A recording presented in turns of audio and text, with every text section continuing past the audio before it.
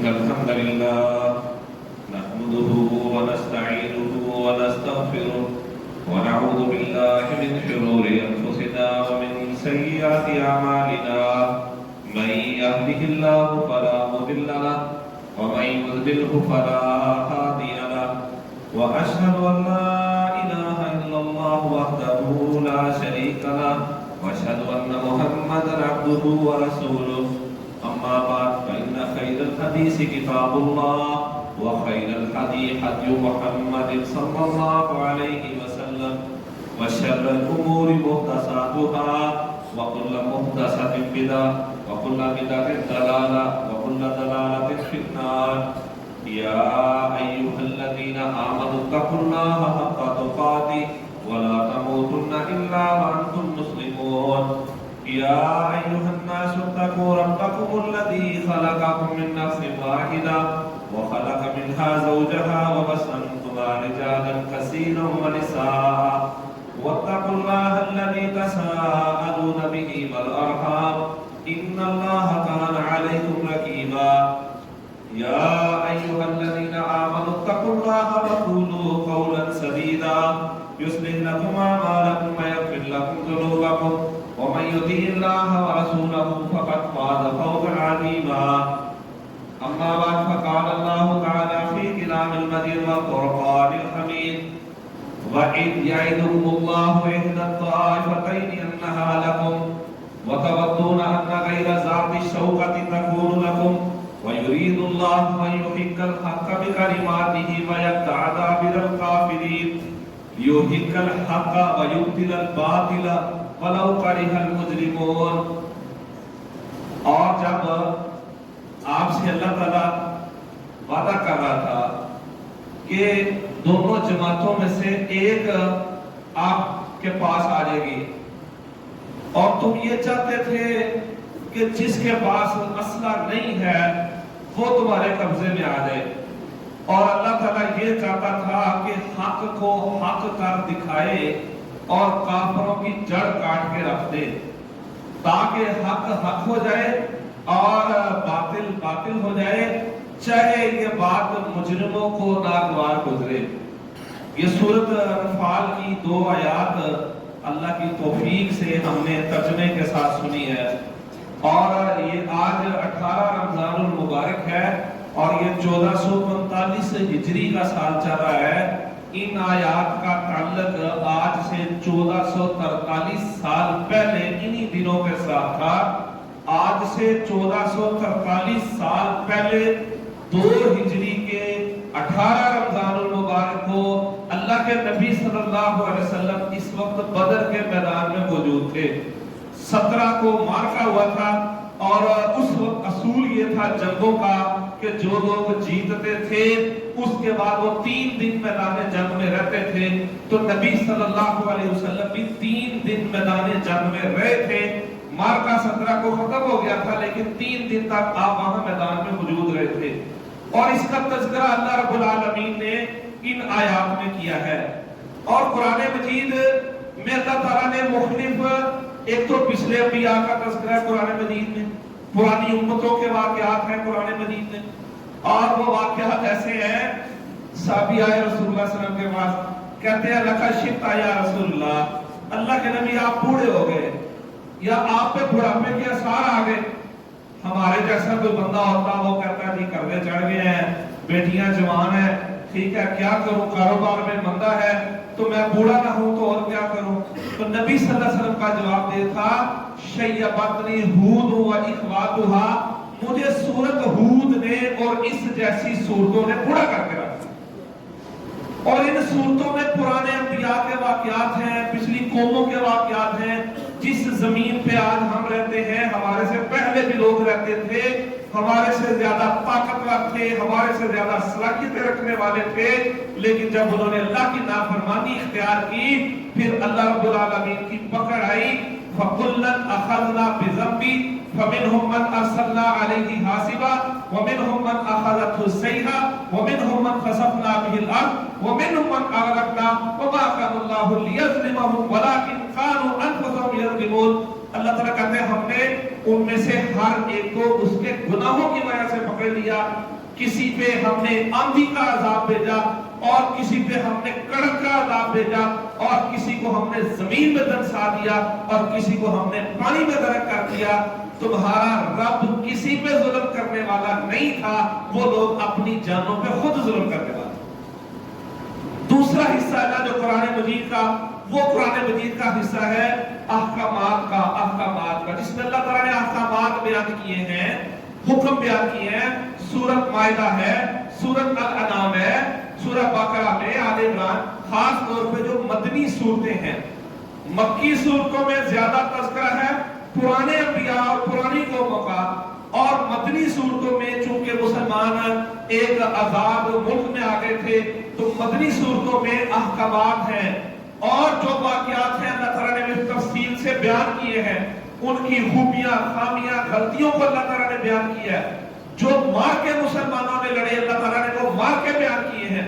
سورۃ انفال میں اللہ تعالیٰ نے سارا غزوہ بدر بیان کیا ہے.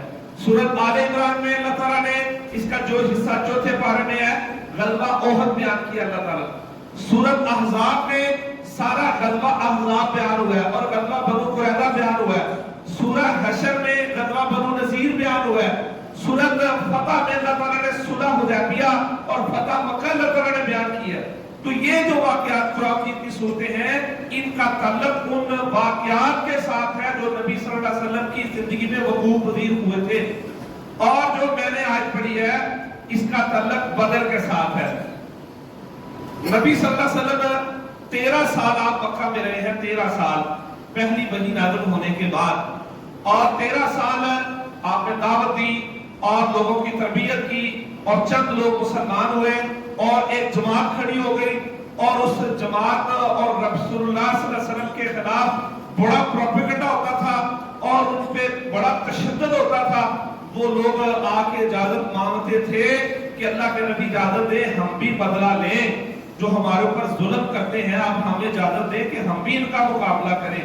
آپ کہتے تھے ابھی اجازت نہیں ہے.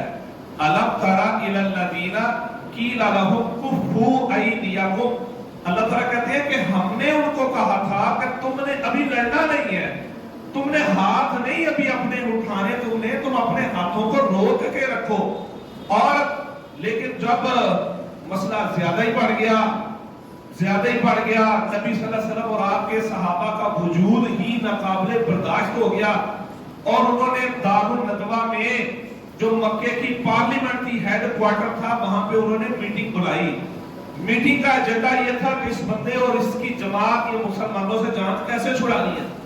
ساری بات کا خلاصہ یہ تھا کہ اگر اس بندے کو یعنی محمد رسول اللہ صلی اللہ علیہ وسلم کو یعنی یہ بندہ پیچھے ہٹ گیا نا تو سارا مسئلہ حل ہو جائے گا. اب اس کا کیا کرنا چاہیے؟ ایک نے کہا اس کو شہر سے نکال دو. اسی مجلس میں لوگ بیٹھے تھے, وہ کہنے لگے بھائی شہر سے نکالو گے یہ جہاں جائے گا فارغ تو نہیں بیٹھے گا, یہ وہاں جا کے بندے تیار کرے گا, وہاں جا کے جماعت کھڑی کر دے گا, یہ تمہارے لیے پھر خطرہ باندھے گا. دوسرے نے کہا نہیں اس کو قید کر دو. اسی مجلس میں بندہ بیٹھا تھا, وہ کہنے لگا کہ یار اس کے جو ماننے والے لوگ ہیں وہ دودھ پینے والے تو نہیں, وہ تو اس کے لیے اپنی جانیں نچھاور کرنے والے, تو وہ تو اس کو چھڑا کے لے جائیں گے جناب. تیسرے نے مشورہ دیا کہ اس کا حال یہ ہے کہ اس بندے کو قتل کر دو, پھر ہی مسئلہ حل ہوگا اور کوئی مسئلے کا حل نہیں ہے جناب. ادھر انہوں نے فیصلہ کر لیا کہ ہم نے نبی صلی اللہ علیہ وسلم کو شہید کرنا ہے. یہ ہجرت سے کچھ عرصہ چند مہینے پہلے کی بات ہے, ہجرت سے. اچھا مدینے کے لوگوں کو پتا چلا, مدینے کے بہت سارے لوگ مسلمان ہو چکے تھے. یثرب کے لوگ وہ آئے رسول اللہ صلی اللہ علیہ وسلم کے پاس, وہ کہتے ہیں اللہ کے نبی آپ نا ایسا کریں, ہمیں پتہ چلا ہے کہ بڑے حالات تنگ ہے تو آپ ہمارے پاس آ جائیں, یثرب آ جائیں. ابھی یثرب کا نام مدینہ نہیں پڑا تھا. آپ نے کہا میں نا اپنے چچا عباس سے مشورہ کرتا ہوں, سے مشورہ کیا. وہ کہنے لگے میری میٹنگ کروا دو. انہوں نے میٹنگ کروائی. مکے کے اندر ہی رات کے اندھیرے میں ایک گھاٹی میں نبی صلی اللہ علیہ وسلم اور آپ کے چچا عباس رضی اللہ کی میٹنگ ہوئی یثرب سے آنے والے مسلمانوں کے ساتھ. اب عباس رضی اللہ کو پوچھتے ہیں او خزرج والو, مدینے کے دو قبیلے تھے اوس اور خزرج, تو چونکہ خزرج بڑا قبیلہ تھا اس لیے معروف تھا کہ ان کو لوگ خزرج والے کہتے تھے. کہنے لگے کہ مجھے پتہ چلا ہے کہ تم اللہ کے نبی صلی اللہ علیہ وسلم کو نا اپنے پاس بلا رہے ہو، تمہیں پتہ ہے کہ ان کو اپنے پاس بلانے کا مطلب کیا ہے؟ تم ساری دنیا سے ٹکر لے رہے ہو، تمہارے بڑے قتل ہو جائیں گے، تمہارا مال لوٹ لیا جائے گا، اگر تم نے اس وقت انکار کیا نا تو دنیا اور آخرت کا خسارہ ہے، تم آج ہی انکار کر دو، ہمیں ہمارے حال میں چھوڑ دو۔ وہ کہنے لگے ہمیں ساری دنیا سے ٹکر لینی پڑے، ہمارا مال لوٹ لیا جائے، ہمارے بڑے قتل ہو جائے، ہم اللہ کے نبی صلی اللہ علیہ وسلم کا ساتھ نہیں چھوڑتے۔ لیکن وہ کہتے ہیں کہ نبی ہمارا ایک سوال ہے۔ آپ نے کہا وہ کیا؟ کہتے ہیں آپ ہمارے پاس آ جائیں گے، جب اللہ تعالیٰ آپ کو فتح دے دے گا آپ واپس اپنی قوم کی طرف تو نہیں چلے جائیں؟ نبی صلی اللہ علیہ وسلم نے وعدہ کیا میرا جینا بھی تمہارے ساتھ ہوگا، میرا مرنا بھی تمہارے ساتھ۔ وہ کہتے ہیں ہمارا ایک اور سوال ہے۔ آپ نے کہا وہ کیا؟ کہتے ہیں ہم آپ کا ساتھ دیں گے، ساری دنیا سے ٹکرا جائیں گے، ہمیں بدلے میں کیا ملے؟ نبی صلی اللہ علیہ وسلم فرمایا اللہ کی جنت۔ وہ کہتے ہیں ہمیں یہ سودا کو کھلی بات ہو رہی ہے کہ نبی کے ساتھ کا مطلب کیا ہے؟ کوئی پھولوں کی سیج نہیں ہے، کوئی پلاٹ کا، مکان کا، دکان کا، پیسے کا، نوکری کا، سونے چاندی کا کوئی سبز باغ نہیں، کھلی بات ہے۔ نبی کے ساتھ کا مطلب ہے ساری دنیا سے مقابلہ ہے، ساری دنیا سے ٹکر ہے، مال بھی جائے گا، جانیں بھی جائیں گی، اور بدلے میں کیا ملے گا؟ اللہ کی جنت۔ اس بات پہ ہجرت ہوئی ہے، اس بات پہ۔ اور جب ہجرت کرنی تھی تو آپ نے فرمایا امرت بقریۃ تاکل القری یقولون یثرب وہی المدینہ، لوگوں مجھے ایسی بستی کی طرف جانے کا حکم مل گیا ہے جو ساری بستیوں کو کھا جائے گا۔ لوگ اس کو یثرب کہتے ہیں، حالانکہ اس کا نام مدینہ ہے۔ کھا جائے گی کا مطلب کیا ہے کہ یہ جو بستی ہے اور اس کے اندر جو اسلام کی دعوت ہے یہ اس بستی تک محدود رہنے والی نہیں ہے، یہاں سے وہ دعوت کھڑی ہوگی، یہاں سے وہ جماعت کھڑی ہوگی، یہاں سے وہ قوت کھڑی ہوگی، یہاں سے وہ جہاد کھڑا ہوگا جو ساری دنیا میں چھا جائے گا۔ یہ مطلب ہے اسلام۔ پھر جس رات ہجرت ہوئی ہے، یہ کھڑے ہیں لوگ آپ کے گھر کا گھیرا کر کے، قریش مکہ، آپ نے اپنے بستر پہ علی رضی اللہ کو لٹا دیا، ساری امانتیں ان کو دی، اپنی چادر ان کے اوپر ڈال دی، اور آپ گھر سے نکلتے ہیں اور ہاتھ میں مٹی ہے اور آپ ان کے جو گھیرا کرنے والوں کے اوپر پھینکتے ہیں، پھینکنے والا ہاتھ آپ کا تھا، ان کو اللہ ہمارے رب نے کر دیا، اور گھر سے نکلتے ہیں اور ابو بکر رضی اللہ کو ساتھ لیتے ہیں۔ 3 دن آپ غار ثور میں رہتے ہیں اور اس کے بعد آپ مدینے کی طرف سفر شروع کرتے ہیں۔ رستے میں آپ قبا کے مقام پہ رکے، وہاں مسجد بنائی، اور پھر اللہ کے نبی صلی اللہ علیہ وسلم مدینے پہنچے۔ اس دوران کافروں نے آپ کے سر کی قیمت لگا دی کہ جو اس کو زندہ یا مردہ لے کے آئے گا اس کو ہم 100 اونٹ انعام میں دیں گے۔ کس کے سر کی قیمت لگ رہی ہے؟ امام کائنات محمد رسول اللہ صلی اللہ علیہ وسلم کے سر کی قیمت لگ رہی ہے۔ اب مدینے آگے، آپ مدینے آ کے اب ایک نئی زندگی کا آغاز ہو رہا ہے۔ سب سے پہلے تو 100 بندہ جو ساتھ مہاجر تھا اس کی ایڈجسٹمنٹ کا مسئلہ تھا، بھئی یہ بندے کیسے ایڈجسٹ کرنے ہیں، اور ان کے گھر بار پیچھے رہ گئے، کاروبار پیچھے رہ گئے، کوئی بند خالی آتی ہے، لوگ سارے آ گئے، اور جو مدینے میں نئے نئے لوگ ہیں ان بیچاروں کے پاس خود وسائل نہیں ہیں، وہ بھی کمزور لوگ ہیں، کوئی امیر کبیر لوگ نہیں ہیں جو مدینے کے مسلمان ہیں۔ آپ نے نبی صلی اللہ علیہ وسلم نے آ کے 2 معاہدے کیے۔ ایک معاہدہ اس کو کہتے ہیں میثاق مدینہ۔ مدینے میں 3 قبیلے تھے یہودیوں کے، بنو قریظہ، بنو نذیر اور بنو قینقاع، اس طرح اوس خزرج کے لوگ تھے۔ سب کے ساتھ معاہدہ کیا کہ اب ہم ایک ہی شہر کے رہنے والے ہیں تو ہم نے مل کے اپنے شہر ملک کا دفاع کرنا ہے، اور اگر کوئی باہر سے حملہ کرے گا تو ہم مل کے ملک کی حفاظت کریں گے، اور ہمارے مدینے کے اندر ہر بندے کی جان مال اور عزت محفوظ ہوگی، مدینے کے اندر کسی کی جان مال عزت کو کوئی خطرہ نہیں ہوگا۔ یہ تھا سادہ لفظوں میں میثاق مدینہ۔ دوسرا مسئلہ یہ تھا جو مہاجر تھے اب ان کو کیسے ایڈجسٹ کرنا ہے۔ مدینے میں یہودی جو تھے موجود، وہ سود پہ قرضے دیتے تھے اور سودی قرضے دے کے انہوں نے سب کو اپنا غلام بنایا ہوا تھا۔ نبی صلی اللہ علیہ وسلم نے سود پہ قرض نہیں لیا، آپ نے ہر انصاری کے ساتھ ایک مہاجر کو بھائی بنا دیا، کہا خود طے کیا یہ تمہارا بھائی ہے، یہ تمہارا بھائی ہے، یہ تمہارا بھائی ہے، جس گھر میں تم رہتے ہو وہاں پہ یہ رہے گا، جو تم کھاتے ہو نا اس میں سے اس کو بھی کھلاؤ گے، جو تمہارے وسائل ہیں ان وسائل میں تم نے ایک بندہ اپنے ساتھ ایڈجسٹ کرنا ہے جناب۔ اور اس کا خیال رکھا آپ نے، ہر بندے کا جو ہے معیار وہ ایک دوسرے سے مختلف ہوتا ہے، تو یہ خود نبی صلی اللہ علیہ وسلم نے طے کر دیا یہ اس کے ساتھ ہوگا، یہ اس کے ساتھ ہوگا، یہ اس کے ساتھ ہوگا۔ ہم نے سودی قرض لے کے اپنے آپ کو اور اپنی قوم کو غلام نہیں بننے دینا، ہم نے اپنے وسائل میں گزارا کرنا ہے۔ یہ سبق تھا امت کے لیے کہ جناب قرضے لے کے سود پہ ملک نہیں چلائے جاتے، اپنے وسائل میں گزارا کیا جاتا۔ پاکستان کا مسئلہ کیا ہے اس وقت معیشت کا؟ کل بجلی کا یونٹ 2.5 روپے مہنگا کیا جناب، کیوں مہنگا کیا جی؟ IMF کی شرط ہے۔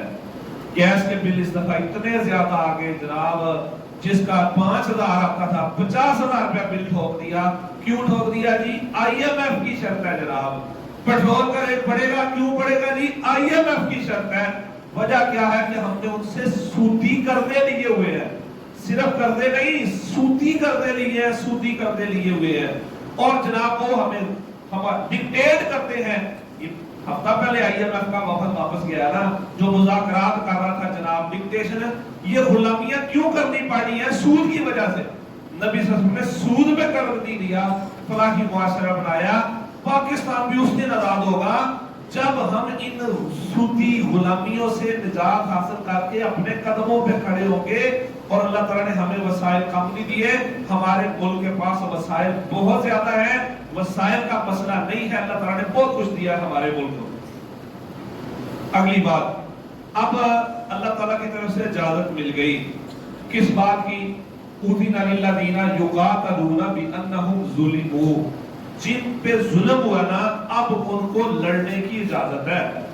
مکے میں اجازت خود ہی روکی اللہ تعالیٰ نے، مدینے میں آ کے اجازت کس نے دے دی؟ اللہ تعالیٰ نے دے دی۔ وَإِنَّ اللَّهَ عَلَىٰ نَصْرِهِمْ لَقَدِيرٌ، اور اللہ تعالیٰ ان کی مدد پہ قادر ہے۔ کن کو اجازت ہے؟ جن پہ ظلم ہوا ہے۔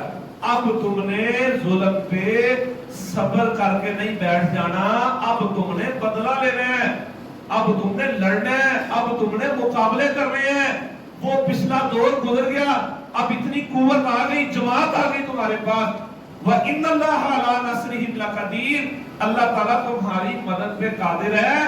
مطلب کیا ہے کہ جو وسائل، افرادی قوت جو تمہارے پاس ہے تم لے کے میدان میں آ جاؤ، مدد کہاں سے آئے گی؟ آسمانوں سے آئے گی۔ نبی صلی اللہ علیہ وسلم نے پھر کام شروع کر دیا۔ پہلا جو بڑا مارکا ہوا ہے، اس سے پہلے 8 چھوٹے بڑے مارکے ہو چکے تھے، 8 مارکے۔ جو بڑا مارکا ہوا نا پہلا، وہ ہوا ہے بدر کے ساتھ۔ اس میں یہ بھی سمجھ لیں کہ رمضان جو ہے نا، روزے بھی جو فرض ہوئے تھے یہ 2 ہجری میں ہوئے ہیں۔ مکے میں روزے فرض نہیں تھے، یا مسلمان رکھتے تھے 10 محرم کا روزہ رکھتے تھے مکہ کے اندر، اس کے علاوہ رمضان کے روزے مکہ میں فرض نہیں تھے۔ مدینے میں بھی آ کے پہلے سال رمضان کے روزے فرض نہیں ہوئے، رمضان کے روزے فرض ہوئے ہیں 2 ہجری کے اندر فرض ہوئے ہیں، اور 2 ہجری کے اندر ہی نبی صلی اللہ علیہ وسلم نے پھر مارکا لڑا ہے، بدر کا مارکا لڑا۔ ہمارے ہاں تو ہمارا جو رمضان ہے نا، یہ ہے کھانے پینے کا مہینہ، جتنا ہم رمضان میں کھاتے ہیں شاید باقی سال میں نہیں کھاتے۔ جتنے سموسے پکوڑے ہم ایک مہینے میں کھا جاتے ہیں، 11 مہینوں میں اتنے نہیں بنتے ہوں گے۔ ہمارا رمضان اور ہے، اور ہمارے لوگ رمضان میں آرام بہت کرتے ہیں۔ ہماری مارکیٹیں 4 گھنٹے کھلی ہیں، 5 گھنٹے کھلی ہیں، ہمارے لوگ لگے ہیں سو رہے ہیں، یا میں نے نہ روزہ رکھا ہوا ہے، یا جناب موبائل پہ لگے ہیں، اور بعض لوگ ہاسٹل میں چلے جائیں نا، یونیورسٹی کے لڑکے فلم دیکھ رہے ہیں کہ میرا ٹائم پاس کر رہے، روزہ رکھا ہوا۔ بھئی اس کام کے لیے تو نہیں روزہ دینا۔ تو 2 ہجری میں روزے فرض ہوئے۔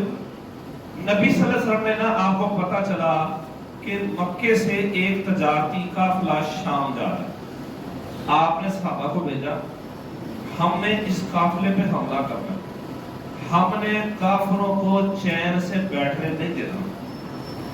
یہ صحابہ لیٹ ہو گئے، وہ قافلہ آگے نکل گیا، روٹ سے آگے نکل گیا، صحابہ لیٹ ہو گئے۔ یہی قافلہ جب شام سے واپس مکے آنے لگا تھا، اب رسول اللہ صلی اللہ علیہ وسلم خود نکلے کہ ہم نے کافروں پہ حملہ کرنا ہے۔ ٹھیک ہے، اس میں 1000 اونٹ تھے، اس قافلے میں 50,000 دینار مالیت کا سامان تھا، اور بندے ٹوٹل تھے 40 اس کے اوپر۔ اور ان بندوں کا جو سردار تھا وہ تھا ابو سفیان، جو اس قافلے کو لے کے چل رہا تھا۔ ٹھیک ہے، آج بعض لوگوں کو نا غزہ کی جنگ سمجھ نہیں لگ رہی، کہتے ہیں حماس نے پنگا کیوں لیا تھا، بعض لوگوں کو یہ نہیں سمجھ لگ رہی۔ ٹھیک ہے بھائی، ان کو لڑنے کی کیا ضرورت تھی جناب؟ ہم نے ہمارے پاس پچھلے ہفتے حماس کا وفد آیا ہوا تھا، تو ادھر یہ پروگرام تھا مالٹو میں، تو اسے سوال کیا ایک بندے نے، کہتا ہے آپ اسرائیل کا بارڈر توڑ کے کیوں کراس کر کے گئے؟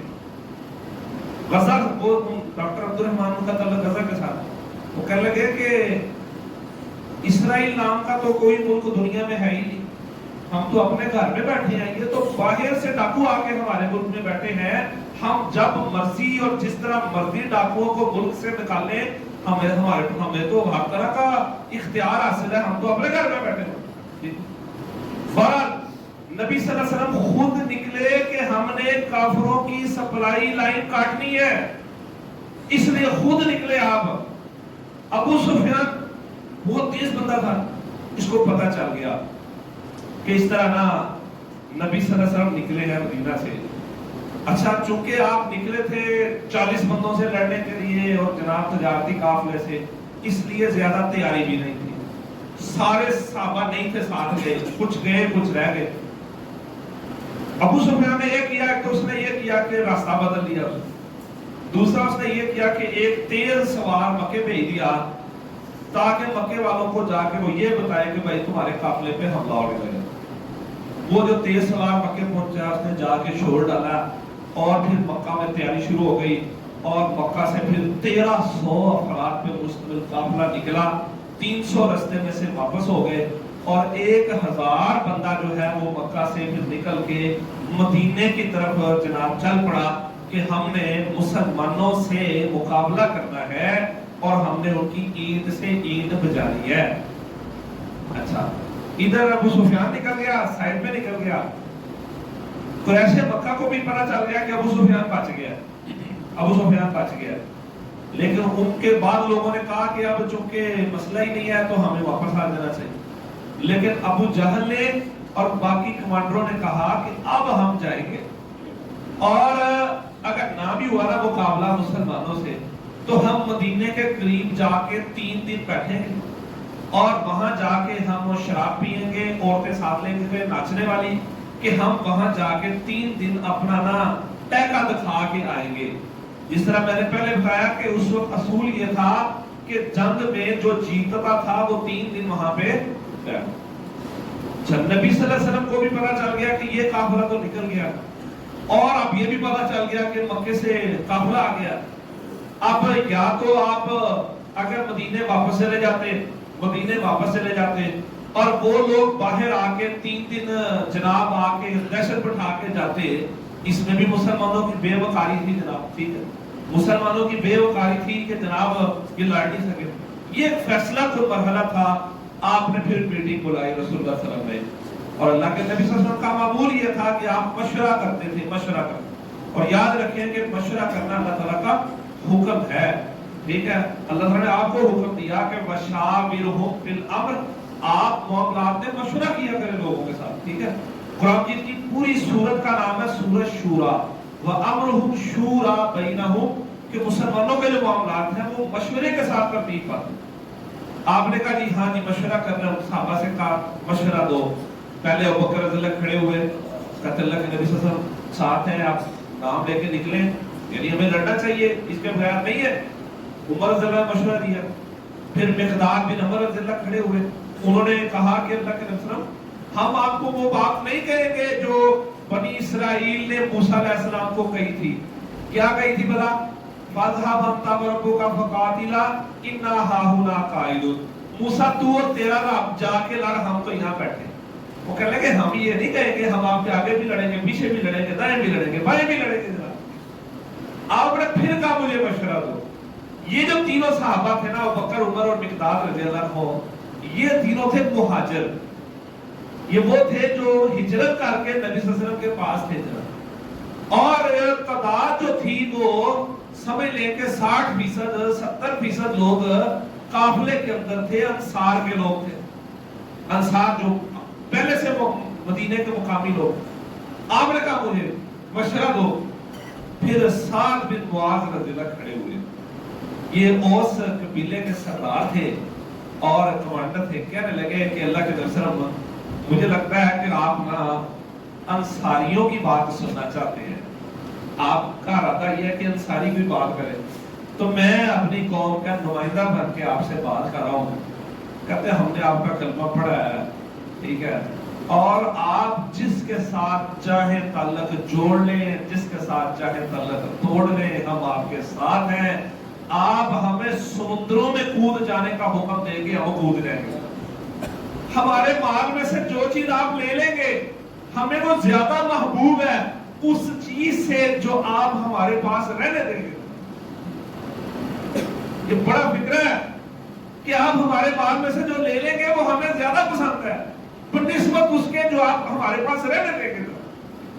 جب یہ بات کہی نا تو نبی صلی اللہ علیہ وسلم کا چہرہ وہ خوشی سے چمکنے لگ پڑا۔ آپ نے کہا اللہ تعالیٰ نے مجھے 2 کافروں میں سے ایک دینے کا وعدہ کر دیا، ٹھیک ہے۔ پھر 16 تاریخ کو مسلمان بدر کے 16 رمضان 2 ہجری کو مسلمان پہنچ گئے وہاں پہ، اور رات کو اللہ تعالیٰ نے بارش نازل کر دی۔ بارش جب نازل ہوئی ہے تو مسلمانوں کی جگہ پہ ریت جم گئی، کافروں کی جگہ پہ کیچڑ ہو گیا تھا، ٹھیک ہے، اور مسلمانوں کو نیند بھی آ گئی۔ یہ سارا تذکرہ سورۃ انفال میں اللہ تعالیٰ نے قرآن میں کیا تھا۔ ہم قرآن نہیں پڑھتے ترجمے کے ساتھ، یہ قرآن کا مہینہ ہے رمضان کا، کم از کم آج ہی عزم کر لیں انشاءاللہ ہم نے پورا قرآن سمجھ کے پڑھنا ہے۔ انشاءاللہ استاد سے پڑھنا ہے، استاد نہیں ملتا گھر میں ترجمہ تفسیر رکھ لے، گھر میں رکھ لے، روزانہ کی روٹین میں قرآن لازمی رکھے۔ روزانہ کی روٹین میں آج جو ساری دنیا پریشان ہے، پاکستان میں 30% زیادہ لوگ ڈپریشن کے مریض ہیں، یہ جو سارے ڈپریشن کے مریض ہیں نا، صرف قرآن کو سمجھ کے پڑھنا شروع کر دے، انشاءاللہ سارے مسئلے ہی حل ہو جائیں گے۔ اچھا، نیند بھی نازل کر دی، مسلمان فریش ہو گئے، لیکن نبی صلی اللہ علیہ وسلم نے رات آپ اللہ کے حضور کھڑے ہو گئے۔ مسلمان 313، 70 اونٹ ہیں، 2 گھوڑے ہیں، 9 تلواریں، مقابلے میں 1000 کا لشکر ہے، 3 تلوار کانٹے سے لیس ہے۔ یہ تو یعنی بغیر تیاری کے یہ لوگ آ گئے تھے۔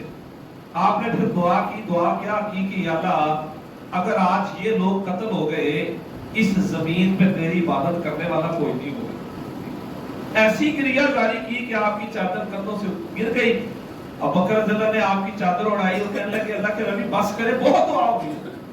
اللہ رب العالمین نے پھر فرشتے نازل کیے، 1000 فرشتے نازل ہو گئے جنگ بدر میں، اور ان کی قیادت جبرائیل علیہ السلام کر رہے تھے، 1000 فرشتوں کی قیادت۔ اور پھر جب مارکہ ہوا تو مارکے میں اللہ تعالیٰ کی مدد آئی اور مسلمان بڑی بے جگری سے لڑے، اور آپ نے فرمایا ساریو الی مغفرۃ من ربکم وجنۃ عرضها السماوات والارض، اس اللہ کی مغفرت کی طرف آگے بڑھو اور اس جنت کی طرف جس کی چوڑائی زمین و آسمان کے برابر ہے۔ توحید دلال اللہ کے نبی عمیر بن حمام کہنے لگے واہ واہ۔ آپ نے کہا تو کیوں واہ واہ کہتا ہے؟ کہنے لگے میں اس جنت کی وجہ سے واہ واہ کہتا ہوں جو اتنی بڑی جنت ہے۔ آپ نے کہا تو بھی انہی میں سے ہے۔ کھجوریں کھا رہے تھے، کھجور منہ سے نکال کے سائڈ پہ پھینک دی، کہنے لگے میں کھجوریں کھاتا کھاتا جنت سے پیچھے نہ رہ جاؤں۔ آگے بڑھے، دشمن سے ٹکرائے اور لڑ کے شہید ہو گئے، دشمن لڑ کے شہید ہو گئے۔ اور صحابی آئے کہتے ہیں اللہ کے نبی صاحب اللہ تعالیٰ اپنے بندے کی کس بات پہ مسکراتا ہے؟ کون سی بندے کی ادا ہے کہ جس پہ رب مسکراتا ہے؟ رسول اللہ صلی اللہ علیہ وسلم نے فرمایا کہ بندہ کھلے بدن کے ساتھ اللہ کے راستے میں لڑے، اللہ تعالیٰ اس بات پہ مسکراتا ہے۔ انہوں نے زرہ پہنی ہوئی تھی، زرہ اتاری اور دشمن کی صفوں میں گھس گئے اور لاشوں کے ڈھیر لگا دیے اور لڑتے لڑتے شہید ہو گئے۔ اس طرح عبد الرحمن بن عوف رضی اللہ کہتے ہیں میں کھڑا تھا، مشہور واقعہ، کہتے ہیں میرے دائیں بائیں دو بچے کھڑے تھے۔ عام طور پہ مشہور ہے معاذ اور محمد، لیکن جو روایات ہیں اور صفی الرحمان بارکپوری صاحب نے بھی کہا کہ دونوں کا نام معاذ تھا، معاذ بن افرا، یہ دونوں لڑکوں کا نام ہوا۔ وہ کہنے لگے چچا جان ہمیں یہ بتاؤ کہ ابو جہل کدھر ہے؟ آپ نے کہا عبد الرحمن بن عوف کہتے ہیں میں نے کہا تو اس نے کیا کر رہا ہے؟ وہ کہنے لگے ہمیں پتہ چلا کہ وہ اللہ کے نبی صلی اللہ علیہ وسلم کو گالی نکالتا ہے، آج یا وہ نہیں رہے گا یا ہم نہیں رہے گا۔ کہتے ہیں مجھے تھوڑی دیر میں نظر آ گیا، میں نے کہا وہ اللہ کا دشمن ہے۔ وہ دونوں آگے بڑھے اور انہوں نے موقع پایا اور انہوں نے ابو جہل کو گھوڑے سے نیچے کرا دیا۔ اور اس دوران ایک معاذ کی بازو جو ہے وہ اکرمہ جو ابو جہل کا بیٹا تھا، بعد میں مسلمان ہوئے، اکرمہ نے تلوار ماری تو اس کا بازو کٹ گیا، لیکن تھوڑی سی کھال لٹکی ہوئی تھی، تو پہلے تو اسی کی طرح وہ جنگ لڑتے رہے۔ جب دیکھا کہ میری یہ بازو حائل ہو رہا ہے جنگ میں، انہوں نے بازو ٹانگ کے نیچے رکھ کے جسم سے الگ کر دیا تاکہ آج میری جنگ میں کوئی رکاوٹ حائل نہ ہو۔ تو بہت جلدی جو ہے نا یہ کفار وہ لوگ میدان سے بھاگ کھڑے ہوئے جتنے قریش مکہ تھے، اور بڑے بڑے سرداروں کے قتل ہو گئے، عتبہ قتل ہو گیا، شیبہ قتل ہو گیا، ولید قتل ہو گیا جناب، امیہ بن خلف، یہ سارے قتل ہو گئے، جنگ کے میدان میں قتل ہو گئے جناب۔ اب جب یہ بھاگے باقی سارے 70 قتل ہو گئے، 70 کو مسلمانوں نے قیدی بنا لیا۔ نبی صلی اللہ علیہ وسلم نے پوچھا کہ ابو جہل کدھر ہے؟ ابو جہل کدھر ہے؟ اب لاشوں میں ڈھونڈ رہے ہیں تو عبداللہ بن مسعود رضی اللہ عنہ کو ابو جہل نظر آ گیا۔ اب اس کی سانسیں چل رہی تھی تو یہ اس کے سینے پہ چڑھ گئے، تو وہ کہتا ہے آج کس کو فتح ملی ہے؟ تو عبداللہ بن مسعود رضی اللہ کہتا ہے اللہ اس کے رسول کو فتح ملی ہے۔ وہ کہتا ہے تم کون ہو؟ انہوں نے اپنا بتایا۔ وہ کہتا بڑا وہ جناب متکبر تھا، وہ کہنے لگا چرواہے کے بیٹے تو بڑی اونچی جگہ چڑھ گیا ہے، کیونکہ یہ چرواہے تھے، کمزور بندے تھے عبداللہ بن مسعود۔ پھر کہنے لگا ابو جہل مرنے سے پہلے کیا کہنے لگا؟ کہتا ذرا میری گردن لمبی کر کے کاٹنا تاکہ پتہ چلے کسی سردار کی گردن ہے۔ ٹھیک ہے، اور اس کے الفاظ کیا تھے؟ اللہم ان کان ھذا الحق من عندک فامطر علینا حجارۃ من السماء۔ اس نے کہا یا اللہ اگر یہ نبی حق ہے نا، تیری طرف سے حق ہے تو ہمارے اوپر آسمان سے پتھروں کی بارش نازل کر۔ یہ نہیں کہا کہ یا اللہ اگر یہ نبی حق ہے تو ہمیں ہدایت دے دے۔ تکبر کی علامت دیکھیں، تکبر کیا ہے کہ یا اللہ اگر یہ حق ہے تو میرے اوپر آسمان سے پتھر پھینکی جائے۔ یہ اس متکبر نے کہا۔ تو بہرحال عبداللہ بن مسعود نے اس کو قتل کر کے اس کی گردن پھر لے کے آئے نبی صلی اللہ علیہ وسلم کے پاس۔ آپ نے فرمایا یہ اس امت کا فرعون تھا، یہ نبی صلی اللہ علیہ وسلم کے رہا۔ تو 70 پھر قیدی ہو گئے، 70 کو 70 قتل ہو گئے، اور پھر 3 دن نبی صلی اللہ علیہ وسلم وہاں پہ رہے ہیں۔ اگلے دن یعنی آج اگلے دن رسول اللہ صلی اللہ علیہ وسلم ان کی جو لاشیں تھی سارے بدر کے کنویں میں پھینکی گئی۔ آپ کنویں کی منڈیر پہ کھڑے ہو گئے اور ایک ایک بندے کا نام لے کے کہا کیا میرے رب نے اپنا وعدہ حق نہیں کر دکھایا؟ صحابہ کہنے لگے اللہ کے نبی یہ مردوں کو آپ سنا رہے ہیں؟ آپ نے فرمایا تمہارے سے زیادہ اس وقت یہ میری بات سن رہے ہیں نبی صلی اللہ علیہ وسلم۔ تو اتنی بڑی فتح اللہ تعالیٰ نے دکھائی، اللہ تعالیٰ نے دی۔ اور جو مہینہ کون سا تھا؟ یہ والا رمضان کا مہینہ۔ ہم نے جو شروع میں آیت پڑھی ہے اللہ تعالیٰ نے اس میں چیز سمجھائی ہے، وہ کیا؟ وہ سمجھنے والی ہے۔ اللہ تعالیٰ کہتے ہیں کہ تم یہ چاہتے تھے تمہارا مقابلہ اس قافلے سے ہو جس کے پاس اسلحہ نہیں ہے، یعنی ابو سفیان کا تجارتی قافلہ۔ اللہ تعالیٰ یہ چاہتا تھا کہ حق کو حق کر دکھائے اور کافروں کی جڑ کاٹ کے رکھے۔ ہم سب کا ایک عقیدہ ہے کہ حالات کا خالق کون ہے؟ اس زمین پہ پتا بھی نہیں ہلتا مگر کس کے حکم کے ساتھ؟ اللہ تعالیٰ کی یہ سنت ہے۔ اللہ تعالیٰ مسلمانوں اور کافروں کو مد مقابل لے کے آتا ہے، اللہ تعالیٰ ایسے حالات پیدا کرتا ہے اور پھر مسلمانوں کے ہاتھوں، کمزور لوگوں کے ہاتھوں اللہ تعالیٰ بڑے بڑے دشمنوں کو مرواتا ہے۔ یہ اللہ تعالیٰ کی سنت ہے، ہمیشہ کے لیے سنت ہے۔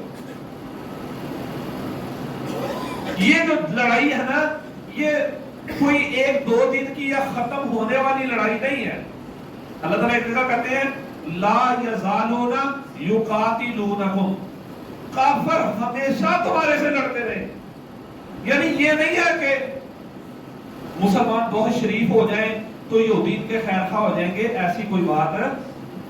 یہودی ہمیشہ ہمارے دشمن ہیں، صلیبی ہمیشہ ہمارے دشمن ہیں، ہندو مشرک ہمیشہ ہمارے دشمن ہیں، یہ کبھی مسلمانوں کے خیر خواہ ہو سکتے۔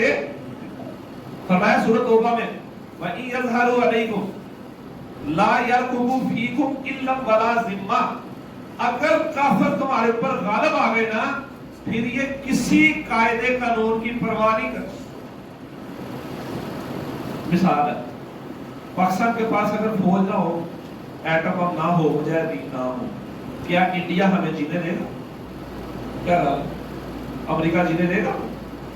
یہ تو ہمیں زندہ نہیں رہنے دیں گے، ہمارا وجود ان کو برداشت۔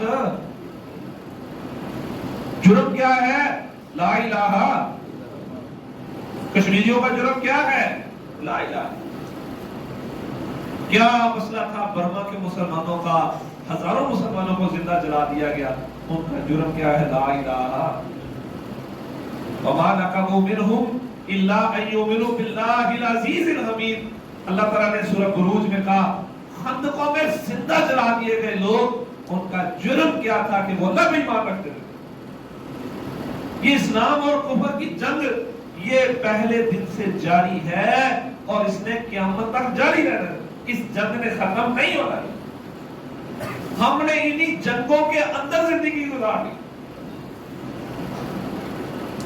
ہم ایک سادہ بات کرتے ہیں، یہ 2024 ہے، آپ میں سے زیادہ تر لوگ تاجر ہیں، کوئی جاب کرتا بھی ہوگا، مختلف برادریاں آپ کی۔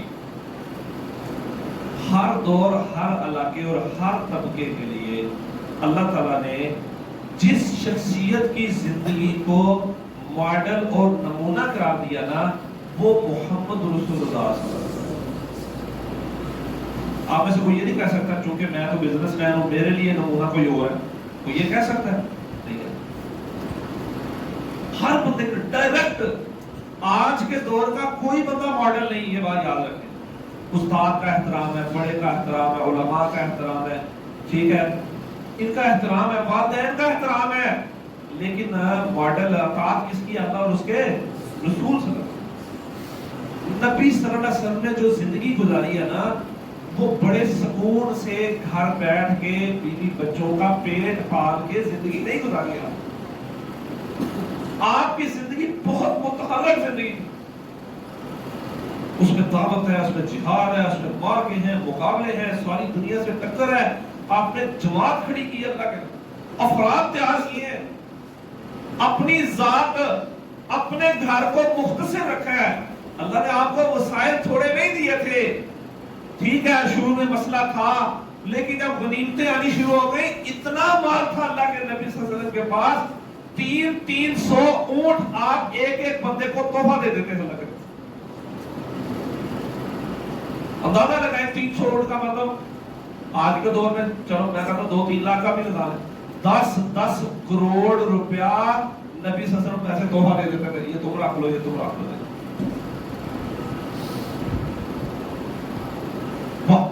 بات کا خلاصہ کیا اس بات کا کہ مسلمان کی جو زندگی ہے وہ گھر بیٹھ کے اور صرف ذات تک اور اپنے 6 افراد کے کنبے تک محدود نہیں ہوگی۔ اس نے جو دنیا میں جنگ ہو رہی ہے، اسلام اور کفر کے مارکے ہو رہے ہیں، اس نے ان کو اپنا سمجھنا ہے، اس نے اسلام کی دعوت کو اپنا سمجھنا ہے۔ حجۃ الوداع ہے، 1.5 لاکھ لوگ موجود ہیں، 1.5 لاکھ کے قریب اسلام آباد، اور آپ ان سے پوچھتے ہیں لوگوں کیا میں نے تمہارے تک رب کا پیغام پہنچا دیا؟ لوگوں نے کہا آپ نے صرف پہنچایا نہیں، آپ نے تو حق ادا کر، آپ نے انگلی آسمان کی طرف کی، کہا اللہم اشہد اللہم اشہد اللہم اشہد، یا اللہ تو بھی گواہ ہو جا، تو بھی گواہ ہو جا، تو بھی گواہ ہو جا۔ فَلْيُبَلِّغِ الشَّاهِدُ وَالْغَائِبُ، جس بندے تک یہ پیغام پہنچے وہ اس کو آگے پہنچا۔ 1400 سال سفر کرتا یہ پیغام ہمارے تک پہنچا ہے، اس کو اگلی نسلوں تک پہنچانا اب کس کی ذمہ داری ہے؟ ہمارا مال، ہماری جانیں، ہماری جوانیاں، ہماری صلاحیتیں، ہماری اولادیں، اس کو ہم نے اللہ کے دین کے لیے استعمال کرنا، دنیا میں نمائندے بن کے زندگی گزارنی ہے کس کے؟ محمد رسول اللہ صلی اللہ علیہ وسلم۔ اور جو جنگلت اس وقت تھی نا وہ آج بھی ہے، حالات اللہ تعالیٰ پیدا کرتا ہے۔ یہ 1445 سال ہے، 45واں سال چل رہا ہے 15ویں صدی ہجری کا۔ جب یہ صدی شروع ہوئی تھی دنیا میں دو سپر پاور تھی، یو ایس ایس آر تھی، سوویت یونین، اور دوسری امریکہ تھی۔ سوویت یونین یہ سارا مشرق وسطیٰ کھا گئی تھی جناب، اور یہ سرخ ریچھ اس کو کہتے تھے، اور کہتے تھے کہ یہ ریچھ ایک جگہ جہاں قدم رکھ لیتا ہے وہاں سے ہٹاتا نہیں ہے، اور ان کا ٹارگٹ گوادر تھا کیونکہ روس کے پاس گرم سمندر کوئی نہیں تھا۔ لو جی روس نے افغانستان پہ حملہ کر دیا، اور پھر جہاد کھڑا ہوا، پوری دنیا سے مسلمان آئے، پاکستان بیس کیمپ بنا، 10 سال جنگ ہوئی، اور 10 سال بعد سوویت یونین ٹکڑے ٹکڑے ہو گئے۔ 15 ملک آزاد ہوئے، 8 مسلمانوں کے ملک ہیں، یہ آذربائیجان، ترکمانستان، قازقستان، کرغیزستان، یہ سارے مسلمانوں کے ملک آزاد ہوئے۔ 70 سال بعد یہاں پہ اذان ہوئی، 70 سال بعد مسجدوں کے تالے کھلے، 70 سال بعد کوئی بتا حج کرے گا۔ اور یہ علاقے کون سے تھے؟ محدثین کے، امام بخاری کا یہ علاقہ ہے، امام ترمذی کا یہ علاقہ ہے، امام نسائی کا یہ علاقہ ہے۔ ان علاقوں میں 70 سال تک پابندی رہی، کوئی مسجد نہیں کھل سکی تھی۔ پھر 10 سال اور گزرے، 9/11 ہو گیا، 2001 امریکہ آ گیا، بڑا پھونک پھانک کر دے۔ 91 میں امریکہ نے اعلان کیا تھا new world order. New world order کا مطلب یہ تھا کہ ساری دنیا گاؤں ہے، میں گاؤں کا چودھری ہوں، یہ مطلب تھا نیو ورلڈ آرڈر۔ لو جناب 9/11 ہو گیا، ساری دنیا سے مجاہدین پاکستان میں آئے، اور جناب پھر 20 سال جنگ ہوئی، 20 سال، اور 20 سال بعد یہ 2 سال پہلے 15 اگست 2021 کو امریکہ لائٹیں بند کر کے جناب رات کے اندھیرے میں افغانستان سے بھاگے جناب۔ اب جنگ غزہ میں شروع ہو چکی ہے، ہمیں یقین ہے انشاءاللہ مسلمانوں کو فتح ملے گی انشاءاللہ، ہمیں یقین ہے انشاءاللہ۔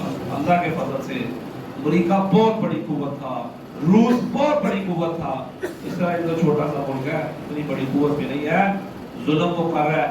40,000 شہادتیں ہو گئی، 40,000 شہادتیں چھوٹی نہیں ہے۔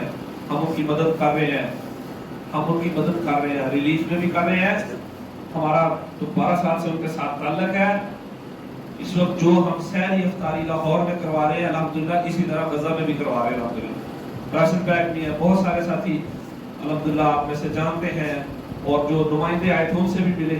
اس ہفتے پھر ہمارے پاس ان کے نمائندے آئیں گے انشاءاللہ۔ ریلیف میں بھی مدد ہے، اور مسئلے کا حل کیا ہے؟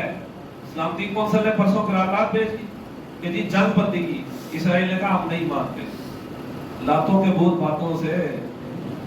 ان کا حل وہی ہے جو اللہ کے نبی صلی اللہ علیہ وسلم نے بدر کے میدان میں کافروں کا کیا تھا جناب، اس کے علاوہ کوئی حل نہیں تھا، اور انشاءاللہ وہ حل ہو رہا ہے اور ہوگا انشاءاللہ۔ اللہ تعالیٰ ہمیں ان بھائیوں کی مدد کرنے کی توفیق عطا فرمائے، ٹھیک ہے؟ ہم نے دعا کرنی ہے۔ اور یہ رمضان یہ فتوحات کا مہینہ یاد رکھے گا، یہ تو میں نے غزوہ بدر بیان کیا نا، 17 رمضان سے اس کا تعلق تھا۔ جو مکہ فتح ہوا تھا وہ بھی رمضان کے مہینے میں، محمد بن قاسم جو آیا اور اس نے پورا سندھ فتح کیا، سال 92 ہجری کا تھا، مہینہ وہ بھی رمضان کا تھا۔ حتیٰ کہ اللہ نے ہمیں پاکستان کس ملک مہینے میں دیا تھا؟ پاکستان بھی رمضان۔ یہ مہینہ مسلمانوں کو یہ غیرت دلاتا ہے، سوچ پیدا کرتا ہے۔ ہم دنیا میں کھانے پینے کے لیے نہیں آئے، ہم دنیا میں آئے ہیں اللہ کے دین کو، اسلام کو دنیا کی سب سے بڑی قوت بنانا ہے انشاءاللہ۔ اللہ تعالیٰ توفیق عطا فرمائے۔ قول قولی ھذا استغفر اللہ لي ولکم۔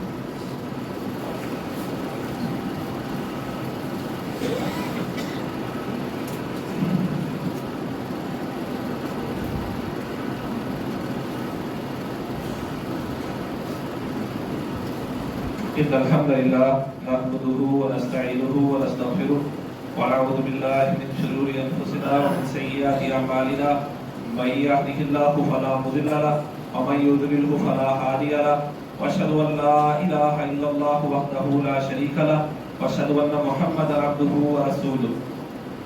نبی صلی اللہ علیہ وسلم نے فرمایا کہ من قام رمضان ایمانا و احتسابا غفر له ما تقدم من ذنبه. جو شخص رمضان کی راتوں میں قیام کرتا ہے ایمان کی حالت میں اور اپنا محاسبہ کرتے ہوئے اللہ تعالیٰ اس کا پچھلے سارے گناہ معاف کرتا ہے. اور اگلے الفاظ ہے من قام لیلۃ القدر ایمانا و احتسابا غفر له ما تقدم من ذنبه. جو لیلۃ القدر میں قیام کرتا ہے ایمان کی حالت میں اپنا محاسبہ کرتے ہوئے اللہ تعالیٰ اس کے پچھلے سارے گناہ معاف کرتا ہے. اِنَّا أَنزَلْنَاهُ فِي لَيْلَةِ الْقَدْرِ وَمَا أَدْرَاكَ مَا لَيْلَةُ الْقَدْرِ لَيْلَةُ الْقَدْرِ خَيْرٌ مِّنْ أَلْفِ شَهْرٍ. 1000 مہینوں سے بہتر ہے لیلۃ القدر. اور لیلۃ القدر رمضان کی طاق راتوں میں سے ایک ہے.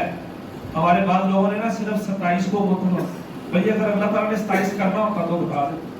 چونکہ نبی صلی اللہ علیہ وسلم نے کہا آخری طاق راتوں میں سے ایک ہے تو یہ 5 طاق راتیں ہیں. آج تو 19ویں ہے یعنی پرسوں سے شروع ہو جائے گی. تو ایسے نہ ہو کہ ہماری طاق راتیں دکان پہ گزر جائیں. ان دنوں مارکیٹ بھی بڑی تیز ہوتی ہے. ان راتوں میں ہم نے قیام کرنا ہے. ان راتوں میں ہم نے انشاءاللہ اپنے رب کو منانا ہے انشاءاللہ. خصوصی اس کی کوشش کرنی ہے. اور رسول اللہ صلی اللہ علیہ وسلم رمضان کے آخری عشرے میں خود بھی جاگتے تھے گھر والوں کو بھی جگاتے تھے. یعنی ساری رات آپ جاگتے تھے رمضان کے آخری. یہ ہمارے تو آخری عشرہ بازاروں کا عشرہ بن گیا ہوا ہے. یہ آخری عشرہ پورا رمضان جو گزر گیا جو غلطی کوتاہی رہ گئی اس کو آخری عشرے میں پورا کرنا ہے. ٹھیک ہے. جس کا قرآن مکمل نہیں ہو سکا وہ قرآن مکمل کرے. جس کے معاملات ٹھیک نہیں ہوئے ابھی تک وہ اپنے معاملات کو ٹھیک کر لے. قرآن روزے کا مقصد تقوی ہے. اپنے کاروبار کو دیکھ لیں. جو غلطی رہ گئی ہے نا انشاءاللہ ان 10 دنوں میں پوری کرنی ہے. انشاءاللہ اپنی اصلاح کرنی ہے کہ رمضان جب گزرے تو ہم بالکل پاک صاف ہو کے اپنے رب کے سامنے کھڑے ہو جانا. اس طرح آخری عشرے میں نبی صلی اللہ علیہ وسلم اعتکاف کیا کرتے تھے. اللہ کے نبی صلی اللہ علیہ وسلم ٹھیک ہے رمضان کے آخری عشرے میں اعتکاف کرتے تھے. میں کہتا ہوں جس نے زندگی میں کبھی اعتکاف نہیں کیا تو رسول اللہ صلی اللہ علیہ وسلم کی سنت تو پوری کرنی چاہیے.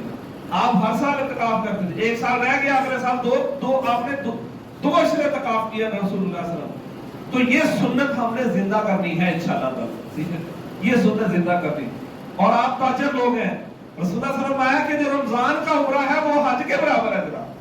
ٹھیک ہے جو عمرہ کر سکتے ہیں جنہوں نے جناب عمرہ نہیں کیا کبھی جس پہ تو حج فرض ہے اس کو حج کرنا چاہیے جناب. ٹھیک ہے تو بہرحال رمضان کے عمرے کی خاص ترغیب ہے کہ جناب یہ عمرہ جو ہے یہ اس میں اللہ تعالیٰ حج کا ثواب دے دیتا ہے. ایک بھائی کے والد والدہ دونوں وفات پا گئے ہیں.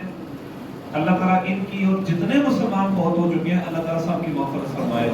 اللہم انصر الاسلام والمسلمین. اللہم اعز الاسلام والمسلمین. اللہم اید الجہاد والمجاہدین. اللہم انجی اخواننا المسجونین. یا شافی الامراض اشفی مرضنا ومرض المسلمین. یا قاضی الحاجات اقض حاجاتنا وحاجات المسلمین. اللہم اکفنا بحلالک عن حرامک واغننا بفضلک عمن سواک. ربنا عليك توكلنا وإليك أنبنا وإليك المصير. ربنا لا تجعلنا فتنة للقوم الظالمين ونجنا برحمتك من القوم الكافرين. سبحان ربك رب العزة